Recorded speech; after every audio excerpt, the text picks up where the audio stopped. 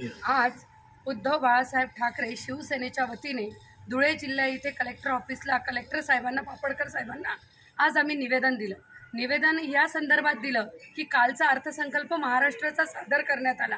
अर्थमंत्र्यांनी काल अर्थसंकल्प सादर केला।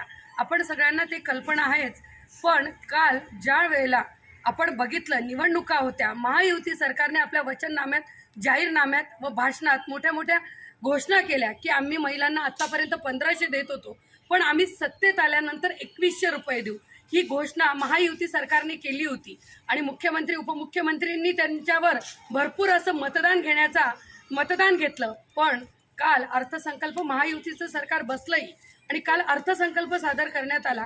त्या अर्थसंकल्पात अर्थमंत्र्यांनी सांगितलं की आम्हाला 1500च्या वर 1 रुपयाही या लाडक्या बहिणींना देता येणार नाही। म्हणजे तुम्ही निवडणुकीच्या तोंडावर आमचे मतं घेतले, आमच्या म्हणजे भोळ्या बाबळ्या महिलांकडून मतदान घेतलं, 2100च्या नावाने आमिष दिली, म्हणजे तुम्ही पैसे इकडे सांगितलं की आम्ही 2100 देऊ आणि काल फक्त 1500 रुपये देऊन आमची बोळवण झाली, फसवणूक केली। मग तुम्हाला जर 1500च द्यायचे होते तर 1500च सांगितले असते।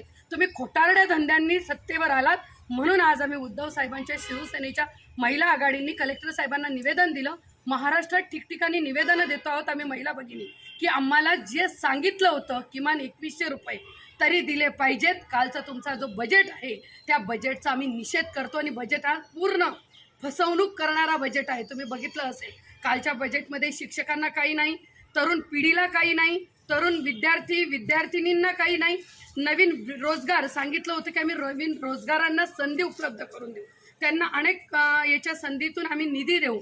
पण कालचा अर्थसंकल्प हा फसवा अर्थसंकल्प आहे आणि तुम्ही आधीच बातम्या बघितल्या असतील, त्याच्यात म्हटलेलं आहे की कालचा हा अर्थसंकल्प हा इतक्या वर्षाचा अर्थसंकल्पापेक्षाही शून्य असा घाणेरडा अर्थसंकल्प काल मांडण्यात आलेला आहे। या अर्थसंकल्पाचा आम्ही निषेध करतो, कारण की आम्हा माता भगिनींना किचनसाठी सुद्धा लागणाऱ्या साहित्यावर सुद्धा काहीही कुठेही सूट दिलेली नाहीये, म्हणून आज आम्ही या संदर्भात निवेदन दिलेलं आहे।